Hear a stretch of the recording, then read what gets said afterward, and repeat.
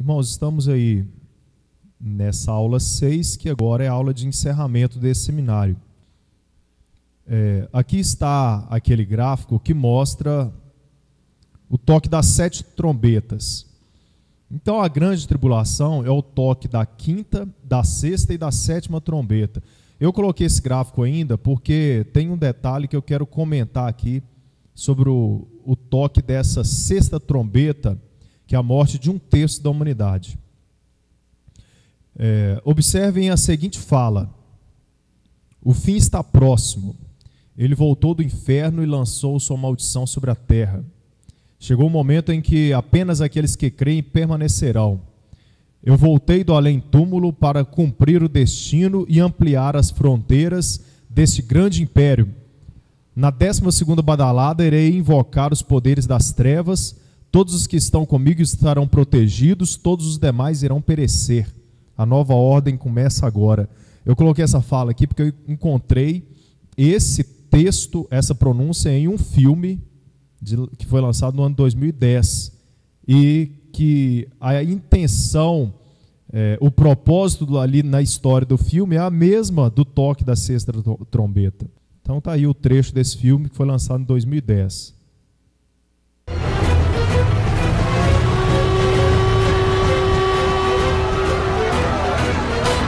Está próximo! Blackwood voltou do inferno e lançou uma maldição sobre esta terra. Ele caminha entre cada sombra e cada sombra de falsa. Olhem, ele vem com as nuvens de todos os homens do verão e todas as almas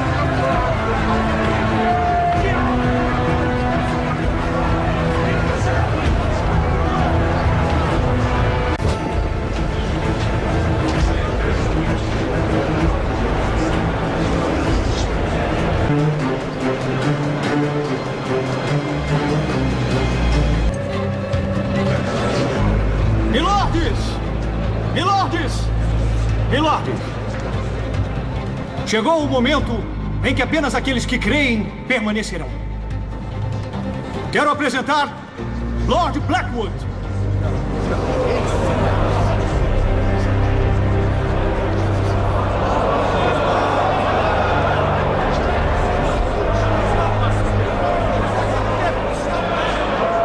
Parecem surpresos. Eu voltei do além-túmulo para cumprir o destino da Inglaterra e ampliar as fronteiras desse grande império. Escutem a plebe lá fora. Ouçam o seu medo. Usarei isto como arma para controlar este povo e daí o mundo.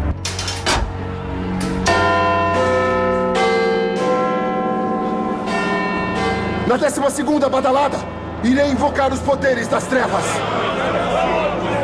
Todos os que estão comigo estarão protegidos.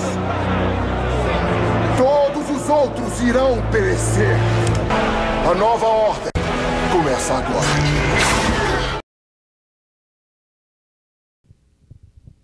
Então esse trecho aí é do filme Sherlock Holmes, que foi lançado em 2010.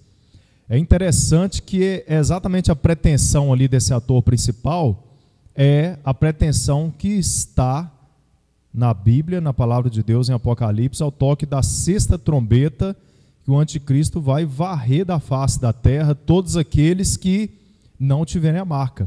Todos os outros irão perecer. Coincidência ou não, é a mesma intenção do filme, né? A mesma história retratada no filme. Agora, o anjo lá atrás, ele deu um alerta sobre aqueles que aceitarem a marca da besta, que a ira de Deus cairia sobre eles. Apocalipse 14, 9 e 10, irei ler novamente. Isso aqui eu passei na aula passada. E seguiu-os o terceiro anjo, dizendo com grande voz: se alguém adorar a besta, ou a sua imagem, ou receber o seu sinal na sua testa ou na sua mão, também esse beberá do vinho da ira de Deus. Então ninguém escapa da ira de Deus. Não adianta o anticristo e o falso profeta e Satanás, eles quererem dizimar a população, matarem aqueles que não estiverem com a marca e daí para frente planejarem um mundo perfeito sem Deus. Deus vai derramar a sua ira sobre esse povo, e nós vimos isso na aula passada. Só vou relembrar aqui para a gente dar continuidade. Então está aqui, ó, o toque da 7ª trombeta. 7 pragas são derramadas. É a ira de Deus sendo derramada sobre aqueles que não morreram ao toque da 6ª trombeta, ou seja, sobre aqueles que pactuaram com o anticristo. Então, o toque da 7ª trombeta, a ira de Deus sobre aqueles que receberam a marca da besta. Então, está aqui 7 últimas pragas ao toque da 7ª trombeta, são os últimos 3 anos e meio da grande tribulação, que são tumores que aparecem nas pessoas que aderiram à marca, a extinção da vida marinha, contaminação das águas, aquecimento do sol, dores insuportáveis, essa seca do Eufrates, que nós vamos falar mais, e um terremoto de magnitude colossal que arrasa praticamente o planeta Terra inteiro. Todas essas pragas nós falamos bem precisamente na aula passada. Estou colocando aqui só para a gente relembrar, porque essa aula, o tema dela é o milênio. Então nós estamos só pegando o que aconteceu aí no fim da grande tribulação, para ver como que está a situação para a chegada desse milênio. Ao que parece, ao fim dessas 7 pragas, a terra estará desolada. A impressão que se tem é essa. E fica aqui uma pergunta: alguém irá sobreviver a essas últimas pragas? Você vê, quando você lê Apocalipse e vê o derramar dessas pragas, a partir de Apocalipse capítulo 15, são coisas terríveis. A impressão que tem que a terra vai ficar em pura ruína. Chega a dar a impressão que não vai sobreviver ninguém, mas nós vamos ver isso nessa aula, se vai sobreviver alguém ou não. Então, se dará a chamada segunda vinda de Cristo para vencer a Satanás e estabelecer o seu reinado milenar na terra. Eu coloquei uma observação: não confundam o arrebatamento com a segunda vinda de Cristo, porque isso aqui se confunde. Tem igrejas que não acreditam no arrebatamento, falam só na segunda vinda. Eu não vejo isso na Bíblia. Para mim está claro que acontecerá um arrebatamento, Deus poupando aqueles servos fiéis antes da grande tribulação, o mundo entrando nessa grande tribulação, o inimigo levantando uma grande perseguição sobre aqueles que ficaram, que ainda proclamam o nome de Jesus, arrependidos de seus pecados porque não estiveram preparados para o arrebatamento, o inimigo dizimando esse pessoal, acabando com eles, implantando a marca, e depois Deus derramando a sua ira na forma de 7 pragas, e isso ao decorrer desses 7 anos. Então o arrebatamento é lá atrás, agora é a segunda vinda. Então vai acontecer a queda do reinado do anticristo. Apocalipse 18, de 1 a 2. E depois dessas coisas, vi descer do céu outro anjo, que tinha grande poder, e a terra foi iluminada com a sua glória. E clamou fortemente com grande voz, dizendo: caiu, caiu a grande Babilônia, e se tornou morada de demônios e covil de todo espírito imundo, e esconderijo de toda ave imunda e odiável. Então, Jesus ele vem para vencer Satanás. Ao derramar da 6ª praga, que é aquela seca do rio Eufrates, vai se transcorrer ali a batalha chamada Batalha de Armagedon. Nós vamos falar também. Cristo vence a besta e o falso profeta. Apocalipse 19, de 11 a 14.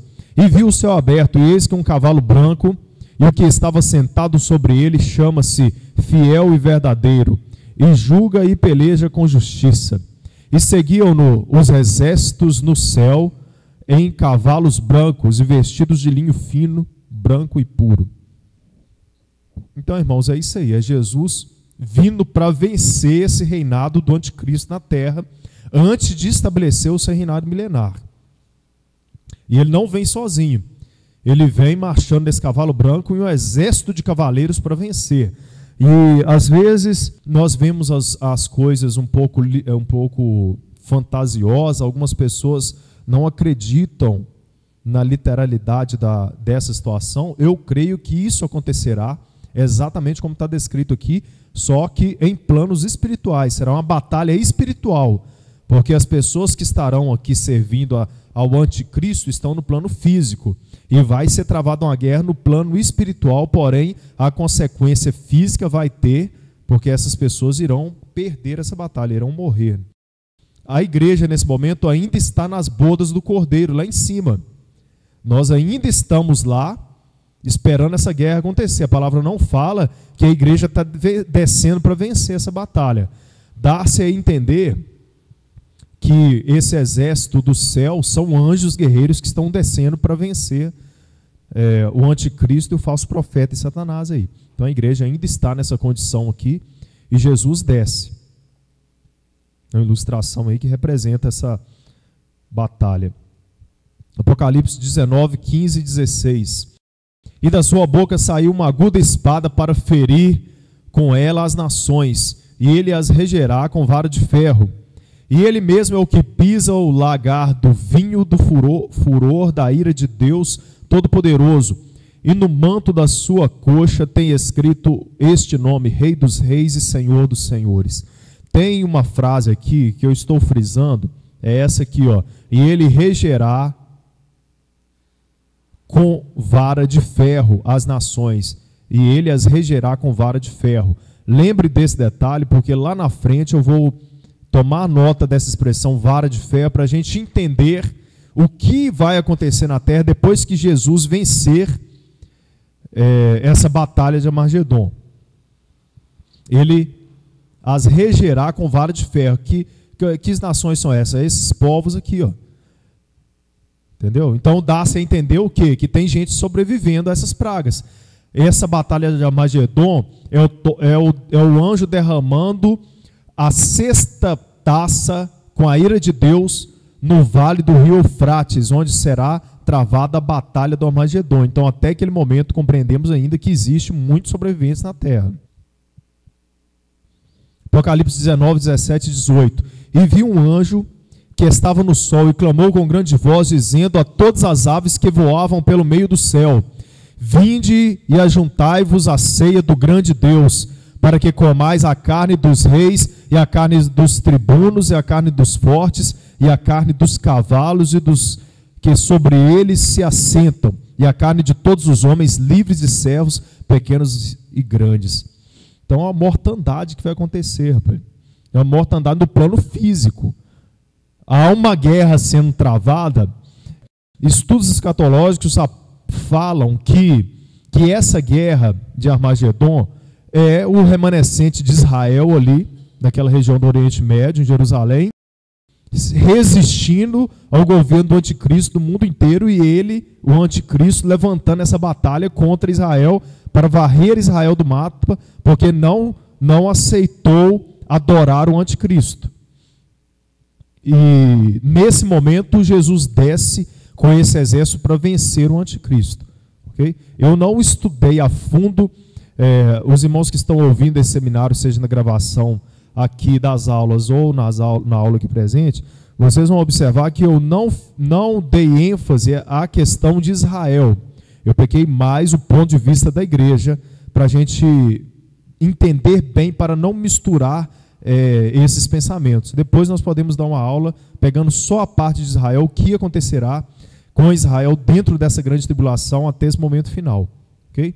Mas estudos escatológicos apontam que essa batalha de Armagedon é essa. Então ela estaria acontecendo em dois planos simultaneamente. Okay? No plano físico, o anticristo se levantando contra esse remanescente de Israel, que apesar de aceitá-lo para reconstruir o terceiro templo, não o aceita para adorá-lo dentro do templo. E ao mesmo tempo, no plano espiritual, Jesus descendo com esse exército de cavaleiros espirituais e vencendo Satanás e seus demônios no plano espiritual. Então está aí. Apocalipse 19, 19. E vi a besta e os reis da terra e seus exércitos reunidos para fazerem guerra àquele que estava sentado sobre o cavalo e seu exército. A batalha de Armagedon. Você sabe onde acontece essa batalha? É aquela dúvida que ficou na aula passada, né? No vale do rio Eufrates, que secou, derramada a sexta praga. Então, continuando, Apocalipse 19, 20 e 21. E a besta foi presa, e com ela o falso profeta, que diante dela fazia os sinais, que enganou os que receberam o sinal da besta e adoraram a sua imagem. E esses dois foram lançados vivos no lago de fogo que arde com enxofre. Isso aqui não é o inferno. Okay? Existe o inferno, é um lugar espiritual. O lago de fogo é outro lugar. E existe o abismo, que é um terceiro lugar ainda. Então, na conclusão dessa batalha, o anticristo e o falso profeta são lançados vivos dentro desse lago de fogo. É a ilustração aí. A besta e o falso profeta são lançados vivos no lago de fogo. E os demais foram mortos com a espada que saía da boca do que estava sentado sobre o cavalo, e todas as aves se fartaram de suas carnes. Então, quem saiu a essa batalha ao lado do anticristo para guerrear, perderam. Todos morreram nessa batalha aí. E aí há aquele brado, né, do anjo chamando as aves para se fartarem da carne daqueles que guerrearam e também dos cavalos que eles estavam montados. Mas que mortandade que vai ser na terra, hein? E outra coisa, aves estão sendo chamadas para se fartarem, não vai ter ninguém para enterrar esse povo não. Você imagina milhares, um exército de milhares e milhares, quem sabe até milhões de soldados ali, jogados, mortos, apodrecendo ao tempo com aquelas aves comendo as suas carnes. Será essa batalha aí, ó, batalha de Armagedon. Satanás é preso por 1000 anos. Apocalipse 20, de 1 a 3. Nesse momento, depois que os dois são jogados dentro do lago de fogo, Satanás agora é preso. E vi descer do céu um anjo que tinha a chave do abismo e uma grande cadeia em sua mão. E ele prendeu o dragão, a antiga serpente, que é o diabo e Satanás, e amarrou-o por 1000 anos, e lançou no abismo, e ali o encerrou, e pôs selo sobre ele, para que não mais enganasse as nações, até que os 1000 anos se acabem, e depois importa que seja solto por um pouco de tempo. Então ele é lançado aonde? No abismo. É o terceiro ambiente que eu falei, é o terceiro lugar. Existe o inferno. O inferno é como se fosse uma prisão temporária para aqueles que estão aguardando o juízo. Você pode compreender quando você entende, fazendo uma comparação, quando um ladrão, quando um assassino é pego no ato, ele não é preso imediatamente? Em flagrante. Ele é preso. Ele não foi julgado ainda. Ele fica preso aguardando o julgamento, não é assim? Então, na verdade, existe um julgamento prévio. Que julgamento que é? Aquela pessoa foi comprovado que ele cometeu um assassino. Entendeu? Os policiais ali são a prova que ele cometeu um assassino. As pessoas próximas. Não, assassinou, é isso mesmo. Então ele é preso naquela hora. É um julgamento momentâneo. Ele é preso e fica aguardando que o juízo, o julgamento dele. Então é assim, toda pessoa que morre, no momento da morte, há um julgamento para ele, para onde que ele vai. E se esse julgamento pesar desfavorável, ele vai para uma prisão temporária chamada inferno. Ele fica nessa prisão temporária, aguardando o juízo final. E a palavra fala, nós vamos ver aqui, depois do juízo final, esse inferno e a morte será jogado dentro do lago de fogo. Ok? Ali que é o lugar definitivo. Então, no final aqui, irmãos, dessa batalha, esse exército perde, os dois, anticristo e falsos profetas, são lançados vivos no lago de fogo, nem passam pelo inferno. Os julgamentos, o juízo final dos dois é decretado ali, eles já vão direto. Satanás é lançado dentro desse abismo, e todas as almas humanas que morrem, as que morreram nessa batalha, vão para o inferno. Na verdade, quando fala que Satanás é lançado nesse abismo, eu creio que é ele e todos os demônios que existem são lançados lá. Porque em um dialeto, em um vocabulário de guerra, como se fala, o general fulano de tal perdeu a batalha. Na verdade, não é só ele que está perdendo, é ele e o exército dele inteiro que perde a batalha.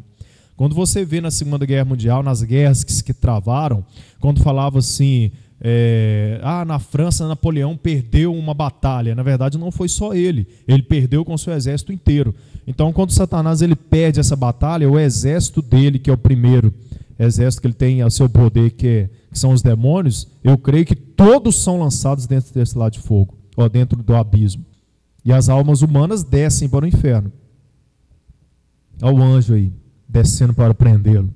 Ainda aqui não tem chance não, pai. Ele vai resistir até o último momento, mas aí a casa caiu para ele finalmente. Aí, ó. Ilustração mostrando. Enganou as nações. Tem um versículo em Isaías que fala que no final de tudo, dá-se a entender que é no juízo final, ele vai estar preso e nós vamos passar e vê-lo preso.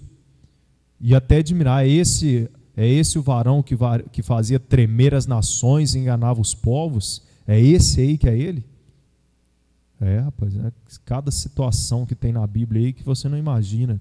Então é essa batalha de Armagedon aí. Ele perde, é lançado dentro desse abismo com seus demônios aí. 1000 anos nessa situação, já imaginou? Acorrentado em trevas absolutas lá. 1000 anos. E o que vai acontecer agora? Após Cristo vencer a Satanás e seus demônios, ele irá instituir seu reinado milenar na terra. Ok? Agora que a igreja está descendo para essa instituição desse reinado milenar. Okay? Essa imagem aqui, ela se confunde com o arrebatamento, entendeu? Só para tirar a dúvida de novo, o arrebatamento aconteceu lá atrás.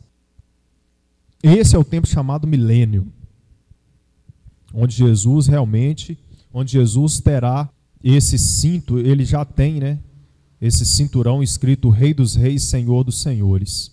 O cinto de ouro de Jesus. Tem 2 passagens de Apocalipse aqui, que uma completa a outra para que nós possamos entender esse cinto.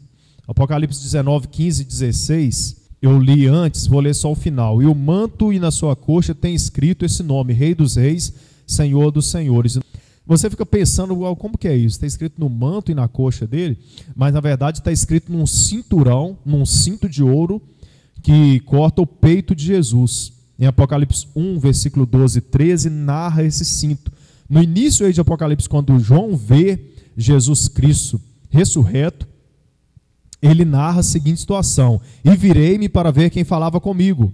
E virando-me, vi 7 castiçais de ouro, e no meio dos 7 castiçais, um semelhante ao Filho do Homem, vestido até os pés de uma roupa comprida, e cingido pelo peito com um cinto de ouro. É nesse cinto que nós entendemos que está escrito Rei dos Reis, Senhor dos Senhores. É como se fosse um cinto, né, que corta de cima a embaixo e passa sobre a coxa até os pés, e ali está escrito Rei dos Reis, Senhor dos Senhores. Agora essa pergunta aqui, eu coloquei essa pergunta lá na primeira aula. Se você viu essa aula, esses 6 DVDs, lá na primeira aula eu creio que você leu essa pergunta que eu coloquei. Por que está escrito Rei dos Reis e Senhor dos Senhores no cinto de Jesus? Isso não está escrito à toa. Isso tem um motivo de estar escrito aí. Rei dos Reis, Senhor dos Senhores. Porque Jesus irá instituir reis para reinar sobre cada cidade na terra, e cada um desses reis terão seus conselheiros, ou seja, seus senhores. É por isso que está escrito Rei dos Reis e Senhor dos Senhores. Agora nós veremos vários indícios que mostram, que comprovam isso na palavra. Aí o irmão pode perguntar, não, peraí, o Senhor está falando que no reinado milenar de Cristo, cada cidade terá um rei e senhores para governá-la? Sim, exatamente isso. Cada cidade, Jesus vai instituir um rei e senhores para governar aquelas cidades. Por isso que ele será o Rei dos Reis e Senhor dos Senhores. Primeiro ponto. Ah, mas eu nunca vi isso na Bíblia. Onde está? Então vamos mostrar aqui. Primeiro ponto. Então, o primeiro fato. Está escrito Rei dos Reis e Senhor dos Senhores no cinto de Jesus. Isso é indiscutível. Segundo ponto. Existem algumas pessoas na Bíblia que receberão coroas. Paulo, escrevendo a sua carta a Timóteo: desde agora a coroa da justiça me está guardada, a qual o Senhor, justo juiz, me dará naquele dia, não somente a mim, mas também a todos os que amarem a sua vinda. Em Apocalipse também: nada temas das coisas que hás de padecer. Eis que o diabo lançarás alguns de vós na prisão, para que sejais tentados, e tereis uma tribulação de 10 dias. Ser fiel até a morte, dar-te-ei a coroa da vida. Próximo versículo, ainda em Apocalipse. E ao redor do trono havia 24 tronos, E ao redor do trono de Deus havia 24 tronos. E via sentados sobre os tronos 24 anciãos, vestidos de vestes brancas, que tinham sobre suas cabeças coroas de ouro. Agora o terceiro ponto.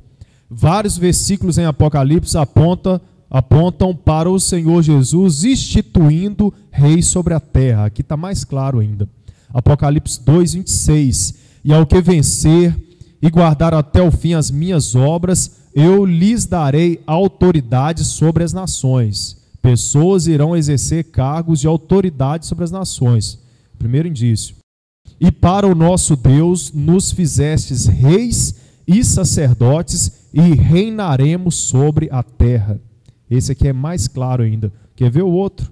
O outro versículo é sem sombra de dúvida. Observe o texto em Apocalipse que menciona a Nova Jerusalém, cidade onde estará o Rei dos Reis. E a cidade não necessita de sol nem de lua, para que nela resplandeçam, porque a glória de Deus a tem iluminado, e o Cordeiro é sua lâmpada, e as nações dos salvos andarão à sua luz, e os reis da terra trarão para ela sua glória e honra.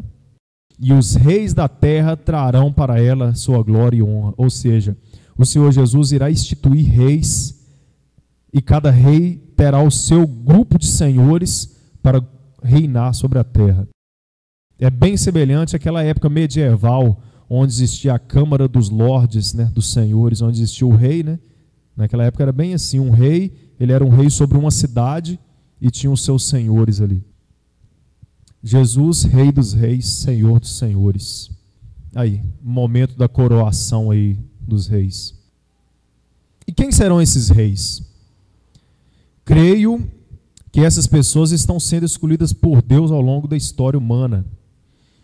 Pois no reinado milenar de Jesus, ele estará governando todo o planeta em sua capital, a Nova Jerusalém. Mas existirão milhares de cidades espalhadas por todo o planeta, cada um com seu rei e senhores.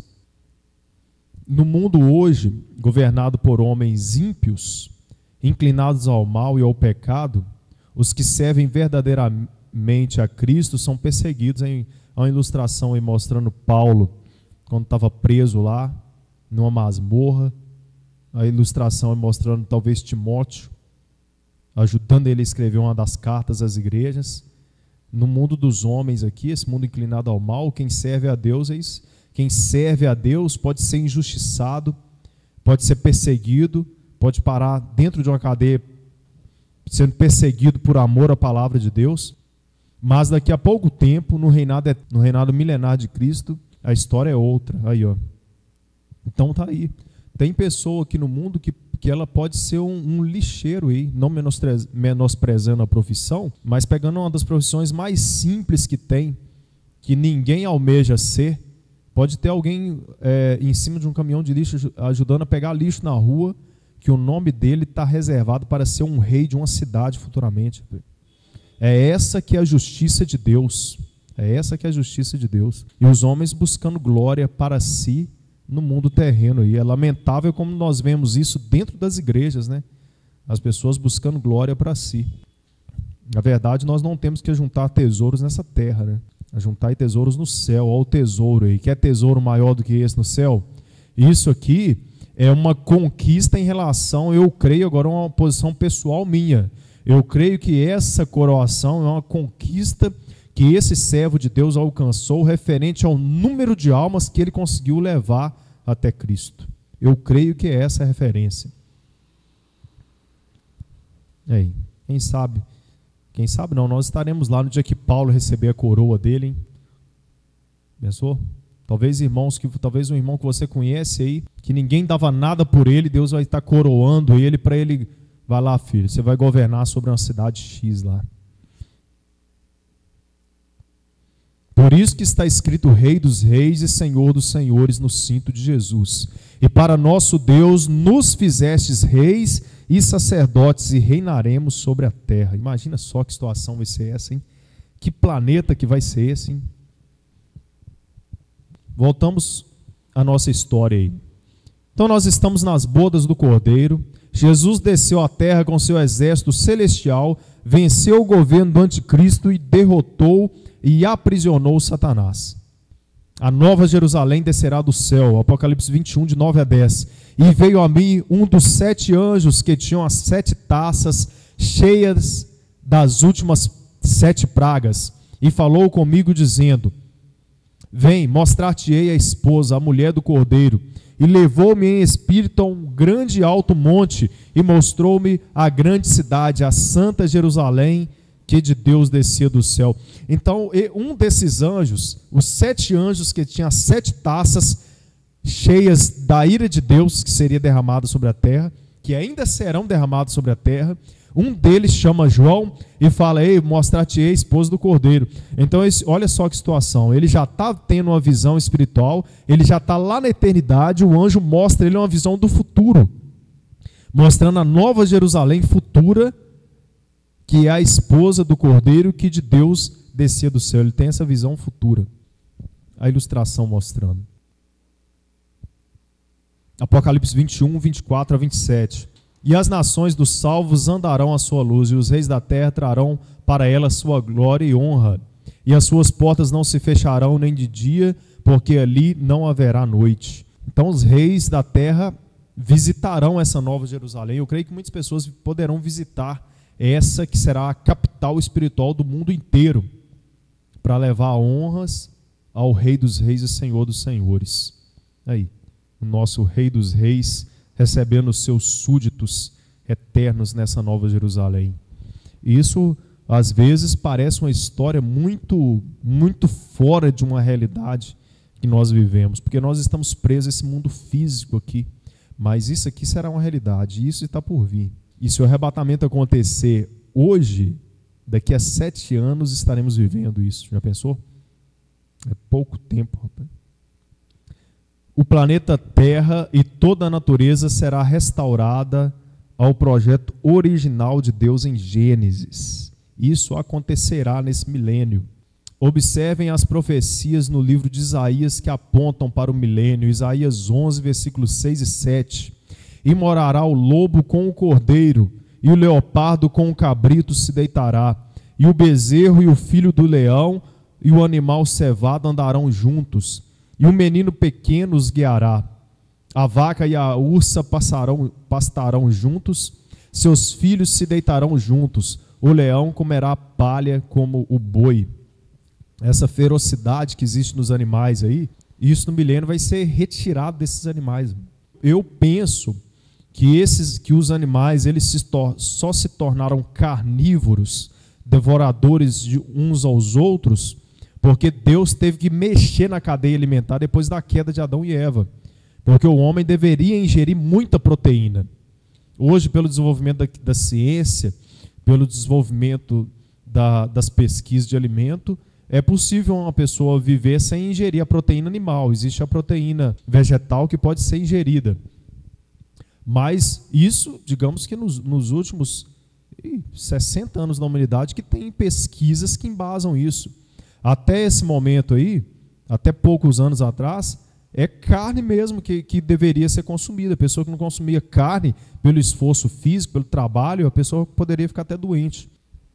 Então Deus, eu creio que ele teve que mexer nessa cadeia alimentar, e um animal começou a comer o outro, que come o outro, que devora o outro, até o homem ter que matar um animal e devorá-lo e comer, não devorá-lo, né? Devorar dá a impressão que está comendo ali igual um animal, mas matar aquilo ali, assar em brasa e comer, porque o organismo humano ia precisar muito de proteína. Então essa cadeia alimentar ela foi completamente alterada.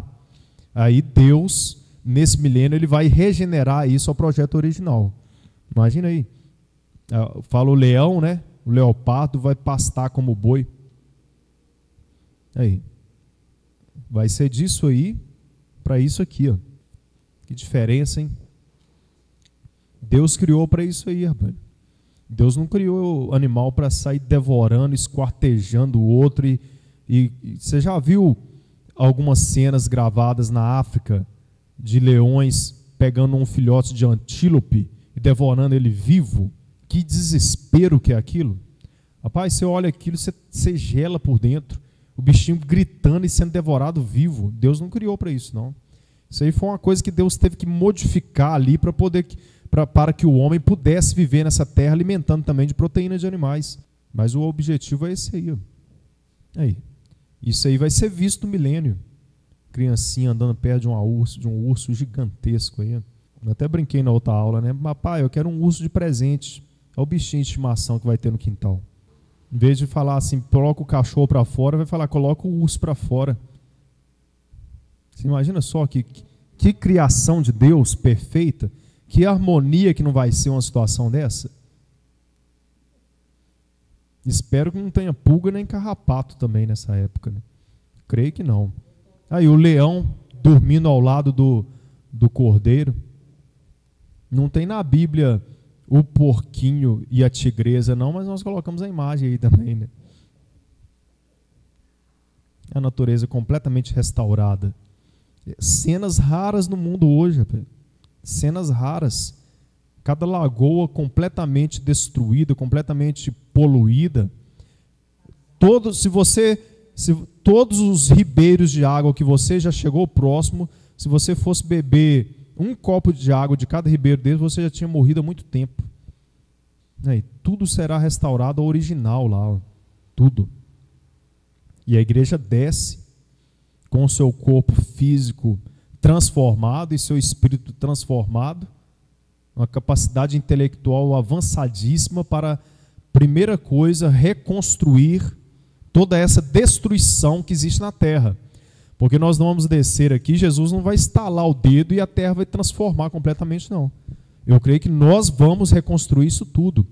Você vê lá, você lembra aqui na história que a terra estará completamente desolada no final ali das 7 pragas? A sétima mesmo é um terremoto de magnitude colossal que arrasa todas as cidades do planeta Terra logo ao fim daquela batalha de Armagedon ali. Então a terra vai estar arrasada. Nós vamos reconstruir isso tudo. Isaías 11, 8. A criancinha brincará perto do esconderijo da cobra. A criança colocará a mão no ninho da víbora. Algumas imagens aí. É isso que nós teremos.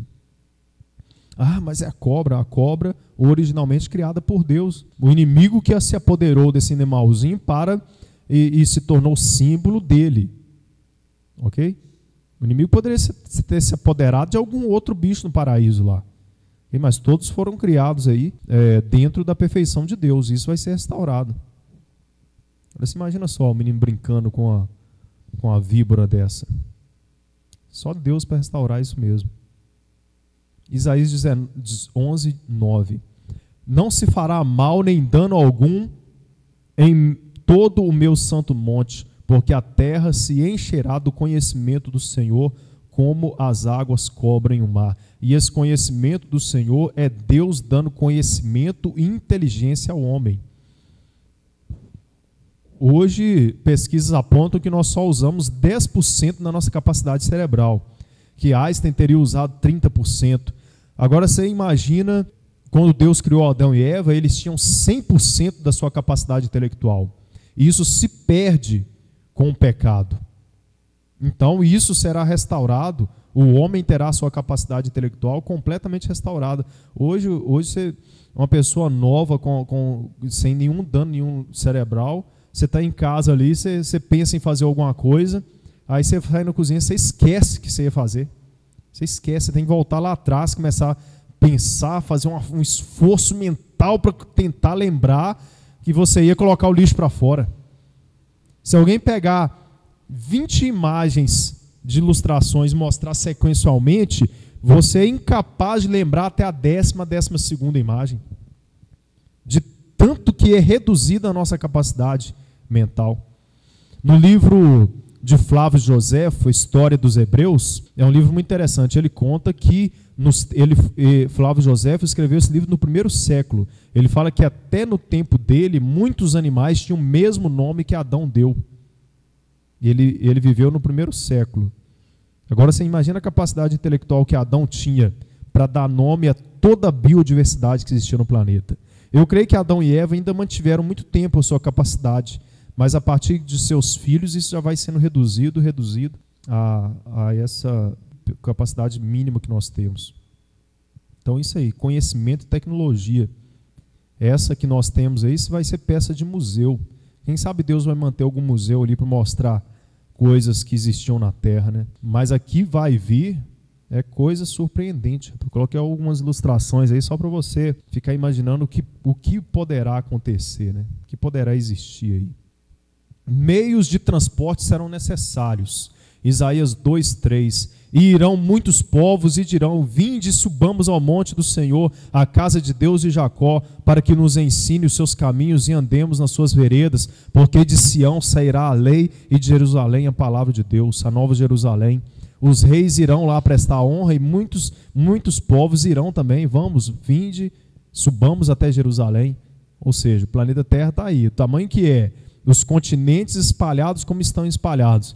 Nós, quem sabe, viveremos em cidades aqui no próprio Brasil, para você deslocar lá para onde está Jerusalém hoje, que é a capital, que Jerusalém vai descer lá, e pessoas indo até essa cidade visitar e prestar honra ao Rei dos Reis, Senhor dos Senhores. Então existirão meios de transporte aí. Isso é algumas imagens só para você também pensar no que poderá existir, né?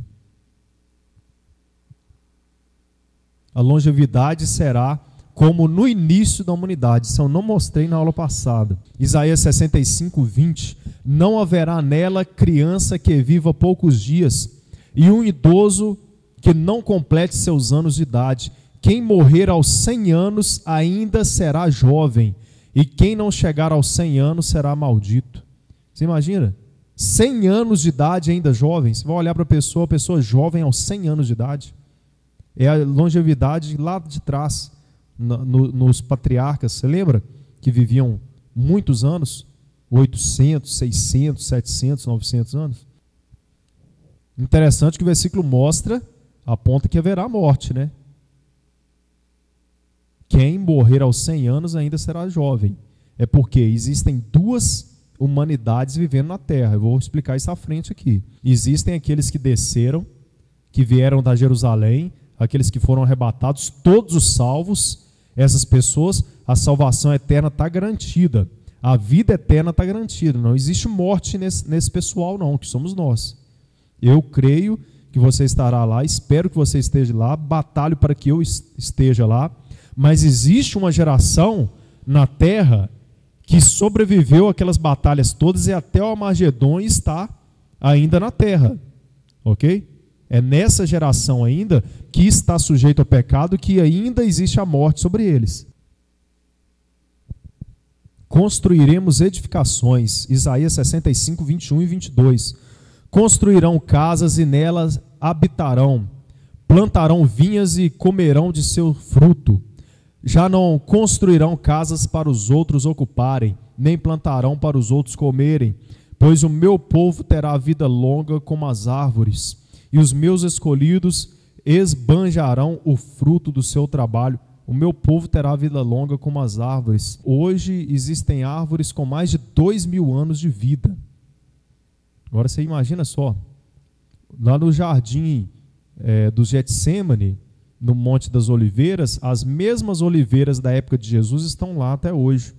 2.000 anos de história, de vida, né? As edificações. Só para você imaginar o que poderá existir, né? É isso aqui que eu estava falando, comentando com alguns irmãos.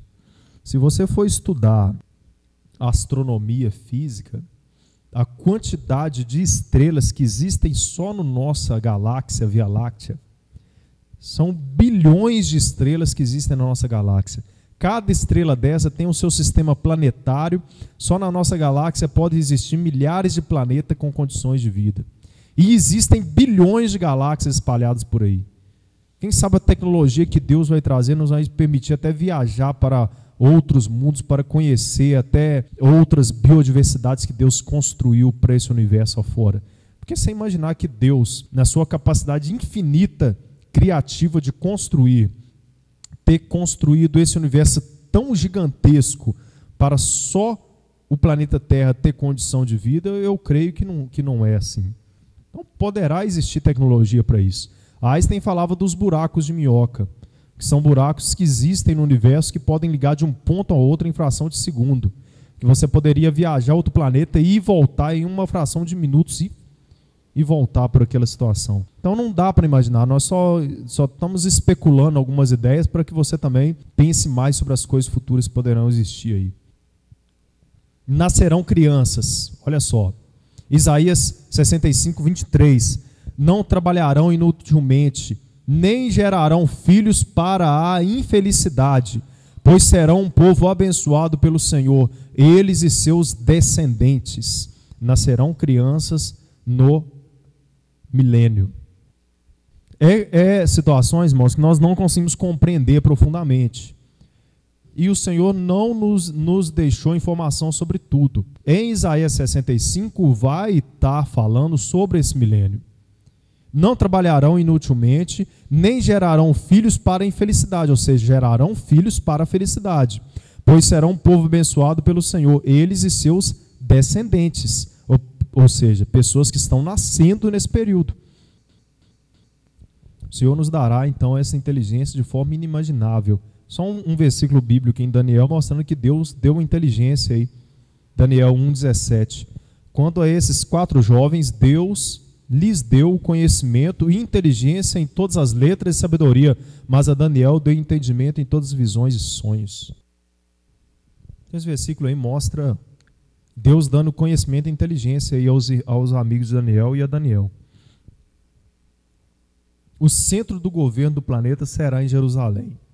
Observe o versículo em Ezequiel 5:5. Assim diz o Senhor Deus: esta é Jerusalém, coloquei-a no meio das nações e das terras que estão ao redor dela. O versículo mostra que Jerusalém está no centro das nações. E é exatamente isso que acontece. Observe como Jerusalém está situada no centro do mundo. Deus não colocou Jerusalém nesse lugar geográfico à toa, porque exatamente aí será o governo central do mundo. Acontecerão visitas dos súditos das cidades de todo mundo indo a Jerusalém saudar o Rei dos Reis. Você imagina só que coisa, né, rapaz? Tem gente que está perdendo isso por pouca coisa. Por um fragmento de pecado, aí a pessoa morre naquela situação, por orgulho besta de não reconhecer que está errado. Porque uma pessoa, para aceitar Jesus, fundamentalmente, ela reconhece que ela está errada. Fundamentalmente é isso. Eu estou reconhecendo que eu estou errado, que eu preciso de Jesus na minha vida, ou seja, que eu sou um pecador e que preciso de Jesus. E para uma pessoa reconhecer que está errada, a coisa mais difícil que eu já encontrei na minha vida, em se tratando do caráter humano, é uma pessoa reconhecer que está errada, abaixar a cabeça. Tem gente que você mostra as provas, vê os julgamentos aí, a quantidade de prova que existe que a pessoa está errada. Ao juiz dar a última palavra à pessoa, a pessoa jura inocência ali. É não reconhecer que está errada. Então tem pessoa aí perdendo o céu por bobeira. Por bobeira. A pessoa não reconhece que está errado, não reconhece que é um pecador, não reconhece que está trilhando o caminho errado, e o orgulho vai trilhar essa pessoa lá para a perdição eterna. Voltemos à pergunta: alguém teria sobrevivido às últimas pragas? Então eu creio que ficou claro aqui que as pessoas estarão sobrevivendo, né? Eu creio que sim. Por quê? O que nos leva a pensar que existirão sobreviventes é que, ao fim dos 1000 anos, Satanás será solto a enganar as nações e irá conseguir convencê-los a declarar guerra aos santos. Então, ao fim dos 1000 anos, Satanás está sendo solto lá e vai rodar o mundo naquela linhagem de pessoas que ainda estão sujeitos ao pecado e à morte, e vai convencer muitos a se voltarem contra esse reinado de Jesus Cristo. Apocalipse 27:8. E acabando-se os 1000 anos, Satanás será solto de sua prisão e sairá a enganar as nações que estão sobre os 4 cantos da terra, Gog e Magog, cujo número é como a areia do mar, para ajuntar em batalha. É ele sendo solto aí, sendo liberto de sua prisão ao fim dos 1000 anos. Mas quem Satanás irá enganar? Talvez aqueles que se esconderam nas cavernas irão sobreviver. Apocalipse 6, 15 e 17. Nós vemos lá na outra aula: os reis da terra e os grandes, os ricos, se esconderam nas cavernas da ira do Cordeiro. Então muitas pessoas vão sobreviver e teremos aí inevitavelmente 2 linhagens sobre a terra. Ou seja, ao decorrer dos 1000 anos existirão 2 linhagens sobre a terra, dos salvos eternos em Cristo e outra linhagem ainda sujeita ao pecado e à morte. Vamos compreender bem essa situação seguindo uma pista, a expressão vara de ferro. Essa expressão que eu falei lá no início, vocês lembram? Que eu pontuei aqui, vara de ferro, foi na batalha do Armagedon, não é? Jesus descendo e regendo essas nações com vara de ferro. Aqui, ó. Você se lembra do texto onde marquei vara de ferro? Aí, na batalha de Armagedon. E ele as regerá com vara de ferro.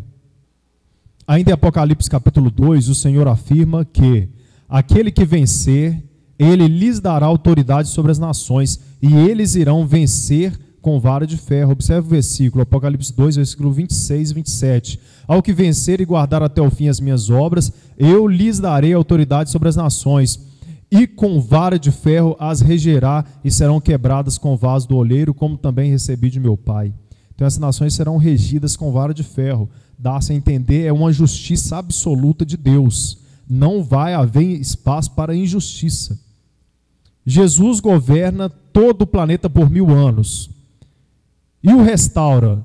Mas existem 2 humanidades, uma incorruptível, salva e eterna, e outra ainda sujeita ao pecado, a qual será regida com vara de ferro. Após os 1000 anos, Satanás é solto de sua prisão e volta à terra a enganar essa humanidade ainda sujeita ao pecado.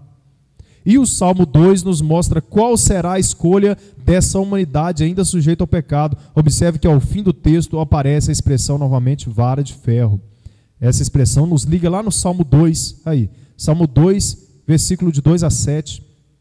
Os reis da terra se levantam e os governos consultam juntamente contra o Senhor e contra o seu ungido, dizendo: rompamos as suas ataduras e sacudamos de nós as suas cordas. As pessoas sendo enganadas pelo diabo, fazendo um compor, né, se reunindo em assembleia para se livrar do reino de Jesus Cristo que governa sobre a terra, porque é um reino espiritual eterno, baseado em justiça absoluta. Ninguém pode cometer injustiça nesse reino, e o homem se inclinando mais uma vez ao pecado, querendo o mundo sendo regido conforme o seu gosto, conforme o seu bel prazer. E é aí que Satanás entra para enganar. Aquele que habita nos céus irá rir, o Senhor zombará deles, então lhes falará na sua ira, e no seu furor os turbará. Eu, porém, ungi o meu rei sobre o meu santo monte Sião, proclamarei o decreto. O Senhor me disse: tu és o meu filho, e hoje te gerei. Pede-me, e eu te darei os gentios por herança, e os fins da terra por possessão. Tu os esmigalharás com uma vara de ferro, tu os despedaçarás como um vaso do olheiro. Interessante, né? A vara de ferro aí nos ligando lá dentro de Apocalipse, após o milênio, qual será a escolha dessas pessoas sendo enganadas por Satanás. Satanás lança seu último ataque aos salvos. Apocalipse 20, de 9 a 10. E subiram sobre a largura da terra e cercaram o arraial dos santos e a cidade amada, que de Deus descia, e de Deus desceu o fogo do céu e os devorou. E o diabo, os que os enganava, foi lançado no lago de fogo e enxofre, onde estão a besta e o falso profeta, e de dia e de noite serão atormentados para todo sempre.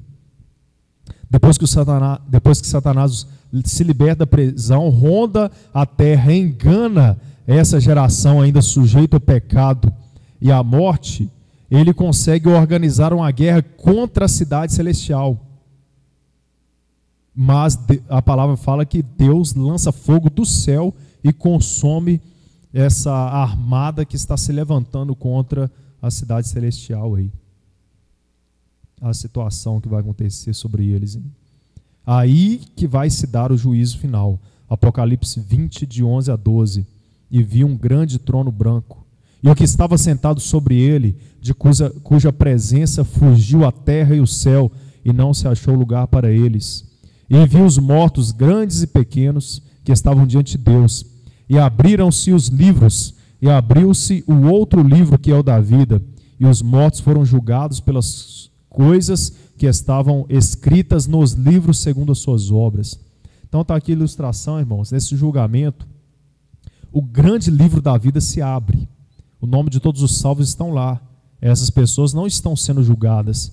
Na verdade, elas estão participando do julgamento, porque Paulo deixa em uma de suas cartas que nós julgaremos os anjos caídos. E muitos outros livros estão sendo abertos. Na verdade, é o livro que rege a vida de cada ser humano na face da terra. Então, a pessoa está sendo julgada pelas suas obras. Ela passou anos e anos preso lá na prisão temporária, chamada inferno, até esse momento que ela vai ressuscitar para esse juízo final, para receber a sua sentença e ser jogada dentro do lago de fogo. Ali que é a sentença final. Apocalipse 20, 13 a 15. E deu o mar os mortos que nele havia, e a morte e o inferno deram os mortos que nele havia. E foram julgados cada um segundo as suas obras. E a morte e o inferno foram lançados no lago de fogo. Esta é a segunda morte. E aquele que não foi achado escrito no livro da vida foi lançado no lago de fogo. Eu marquei aqui em vermelho essa expressão, esta é a segunda morte, porque existe duas linhas de pensamento aqui. Uma que aponta que esse lago de fogo, que é a segunda morte, aqui tudo será exterminado. Todas as almas humanas que são lançadas aqui serão completamente exterminadas. Por isso que existe a expressão, essa é a segunda morte. Essas pessoas passaram simplesmente a não existir mais. Existe o outro pensamento, a outra linha teológica que aponta que não, que aqui é lançado, mas é um sofrimento eterno. Os versículos em toda a Bíblia apontam mais para que realmente será um sofrimento eterno do que um extermínio nesse momento. Novos céus, nova terra. Apocalipse 21, agora já concluindo o Apocalipse, né? De 1 a 3. E vi novos céus e uma nova terra, porque o primeiro céu e a primeira terra passaram, e o mar já não existe.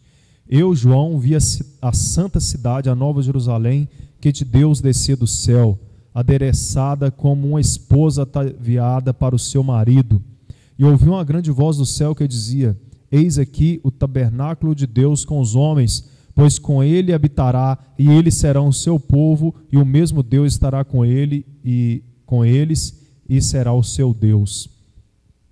Então, trazendo a narrativa da história, após os 1000 anos de reinado de Jesus, Satanás será derrotado definitivamente e lançado dentro do lago de fogo. Acabou. Agora não tem disso de dar uma saidinha para enganar mais ninguém, não. Já era.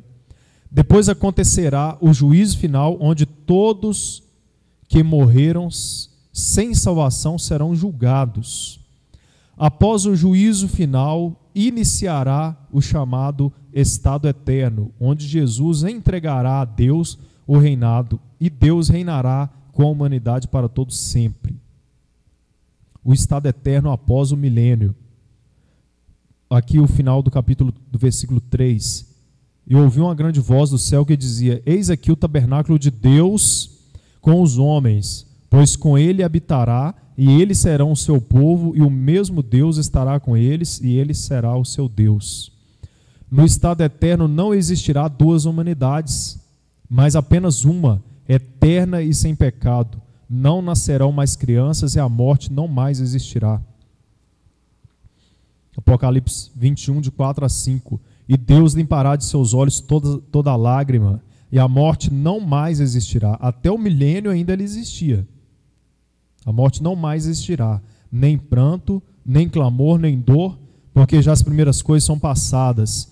E o que estava sentado sobre o trono disse: Eis que faço nova todas as coisas. E disse-me: Escreve, porque essas palavras são fiéis, são verdadeiras e fiéis. E disse-me mais: Está cumprido, eu sou o alfa e o ômega, o princípio e o fim. A quem quer que tiver sede, de graça lhe darei da fonte da água da vida. Quem vencer herdará todas as coisas, e eu serei seu Deus, e ele será meu filho para todo sempre. Amém. Glórias a Deus. Enfim, irmãos, são pouquíssimas informações que nós temos para imaginarmos realmente como será. E só vejo, isso é uma observação minha no final aqui, e só vejo possibilidade de pessoas sobreviverem às 7 últimas pragas, porque ao fim dos 1000 anos, Satanás será solto e volta da sua prisão e irá conseguir enganar a muitos, irá travar uma guerra contra os salvos e vai perder essa batalha. Satanás já sabe o fim dele. A história da humanidade já está toda escrita. Ok? Então esse foi, irmãos, nosso seminário, Sinais da Volta de Cristo. Foram 6 aulas. Eu acredito que foram muito proveitosas. É muito conhecimento. Até para 6 aulas é pouco tempo para explorar todo o assunto. Ele não se esgota aqui. Tem outros detalhes em Apocalipse que nós não tomamos nota, para não estender muito, né? Talvez seria aí umas 20 aulas para pegar Apocalipse mesmo de ponta a ponta, para não deixar nada de fora. É um seminário mais resumido, que tem o foco na história da igreja e um alerta para a geração atual de como essas coisas estão próximas e como isso vai se cumprir em breve, assim nós esperamos. Amém? Então aqui nosso seminário está encerrado. Amém, irmãos. Amém.